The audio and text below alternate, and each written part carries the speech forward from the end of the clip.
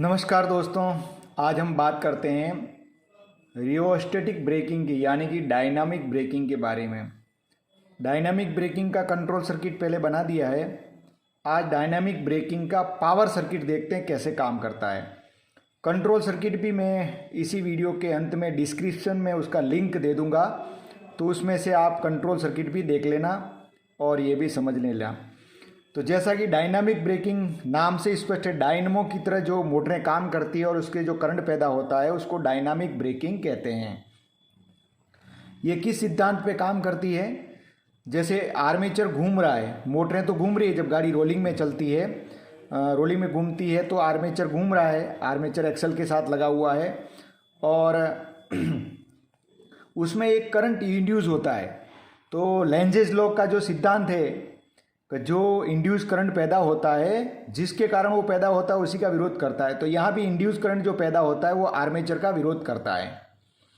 तो इस प्रकार ये इस सिद्धांत पे ब्रेक लगती है, मैकेनिकल ब्रेक। इसमें किसी प्रकार का ब्रेक ब्लॉक टच नहीं होता, जिससे ब्रेक पहिए भी नहीं घिसते और ब्रेक ब्लॉक भी नहीं घिसते हैं। तो ये कैसे काम करता है देखेंगे। तो जैसे हम जानते हैं, कंट्रोल सर्किट में देखा है कि एमपी को पी पे रखते ही सीटीएफ सभी ब्रेकिंग में चले जाते हैं। ब्रेकिंग में जाके ये सिर्फ ब्लॉक डायग्राम है, रेखांकित डायग्राम जो बताया हुआ सीखने के लिए, यहाँ काफ़ी इंटरलॉक्स नहीं बताए हुए हैं।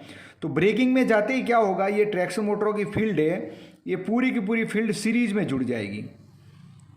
सभी मोटर फील्ड 1 2 3 4 5 6 सभी मोटरों की फील्ड जो है वो सीरीज में जुड़ जाएगी और RSI 1 से इसको सप्लाई मिलता रहेगा। यानी कि RSI 1 के साथ सभी मोटरों की फील्ड सीरीज में जुड़ गई और ये जो आर्मेचर है वो अलग हो गए, इनके पैरेलल में कनेक्ट हो जाते हैं। अब यहाँ देख रहे हैं आर्मेचर है, आर्मेचर के साथ RF1, RF2, RF3, RF4, RF5, RF6, यानी कि जो ये रजिस्टेंस है वो लगे हुए हैं। यानी कि यहाँ जो इंड्यूस करंट पैदा होगा वो करंट हम कहाँ देवें, तो वो इस रजिस्टेंस को देंगे और उस बिजली को ख़त्म कर देंगे। क्योंकि बिजली का सिद्धांत है, बिजली पैदा होती है तो कहीं न कहीं उसको आपको खर्च करना पड़ेगा। तो इन रजिस्टेंस को देके हम खर्च कर देते हैं और इन रजिस्टेंस को ठंडा करने के लिए फिर एक MVRF ब्लोअर लगाया है। वो MVRF ब्लोअर इन सारे रजिस्टेंस को ठंडा कर देता है। उस एक बॉक्स में सारे रजिस्टेंस लगे हुए हैं, तो नीचे MVRF ब्लोअर लगा है, तो जब MVRF चलता है तो हवा के द्वारा सारे रजिस्टेंस ठंडे हो जाएंगे।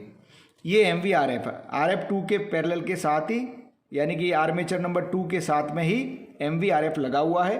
ये अपने आप चालू होता है, इसका अलग से कोई स्विच नहीं है, स्टार्टिंग स्विच नहीं है, बंद करने का स्विच नहीं है। जैसे ही रियोस्टेटिक ब्रेकिंग हम स्टार्ट करेंगे तब ये भी अपने आप चालू हो जाएगा। अगर ये नहीं चालू होता है तो छठी नॉच पे C145 ओपन हो जाएगा और BBR कट जाएगा। वो एक अलग बात है जो कंट्रोल सर्किट में हमने देखा। पावर सर्किट में किस प्रकार काम करता है ये भी देख रहे हैं। यहाँ आप देखेंगे TFP1 से सप्लाई आई ATFEX, यानी कि ऑक्सिलरी ट्रांसफार्मर फॉर एक्साइटेशन। इसका फुल फॉर्म होता है AT का मतलब ATF ऑक्सिलरी ट्रांसफार्मर, EX का मतलब एक्साइटेशन। किसको एक्साइटेशन दे रहे हैं हम? ये फील्ड को एक्साइटेशन दे रहे हैं। जब फील्ड को एक्साइटेशन देंगे तभी वो घुमा का विरोध करेगा और इलेक्ट्रिकल ब्रेक लगेगा। तो ये जो ATFEX है ये कैसे सर्विस में आता है? नॉर्मल जब गाड़ी चलेगी ट्रैक्शन में ये सर्विस में नहीं आएगा, सिर्फ ब्रेकिंग में ही सर्विस में आएगा।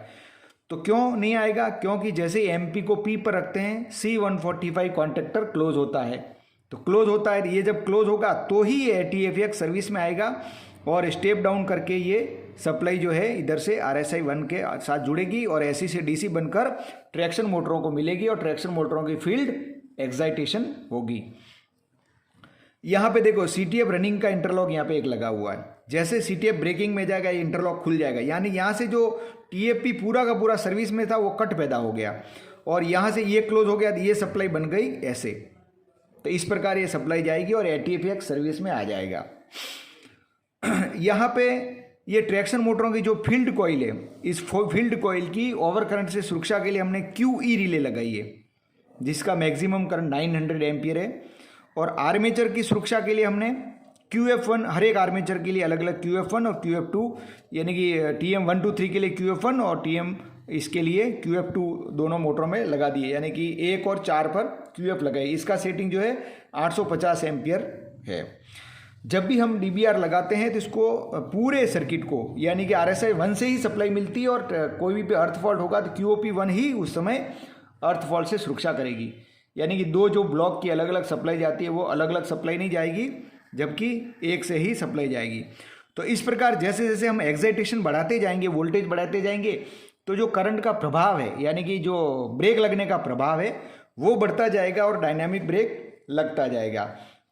जब हम डायनामिक ब्रेक लगाते हैं तो QE, ये QE या QF1, QF2 या SWC जब भी ऑपरेट होगी तो ये Q50 को डी एनर्जाइज करेगी और ऑटो रिग्रेशन आएगा। जैसे कि ओवर करंट हुआ तो ओवर करंट हुआ तो थोड़ी देर के लिए ऑटो रिग्रेशन आया, जैसे ओवर करंट कम हो गया तो ऑटो रिग्रेशन बंद हो जाएगा।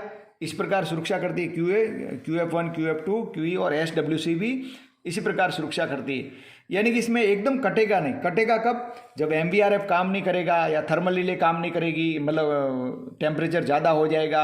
इस प्रकार का जब भी कोई प्रॉब्लम, जो मैंने कंट्रोल सर्किट में बताया है, इस प्रकार का कोई प्रॉब्लम होगा तो ये कट जाएगा। यहाँ पे लिखा है ATFEX connected with RSI2 in WFP4 and WH7 लोगों, यानी WFP4 और WH7 में RSI2 से सप्लाई दी हुई है।